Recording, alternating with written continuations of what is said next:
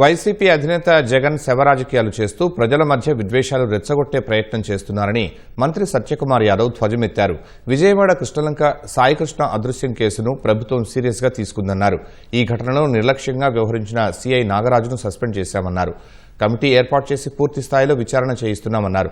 ఈ అంశాన్ని జగన్ తన రాజకీయ లబ్ధి కోసం అసత్యాలు మాట్లాడటం సరికాదన్నారు. ఇప్పటికైనా జగన్ తన తీరు మార్చుకోవాలని హితవు పలికారు. అడ్డగోలు ఆరోపణలు చేస్తే సహించమని హెచ్చరించారు. లాకప్ డెత్ విషయంలో ప్రభుత్వం వెంటనే స్పందించింది.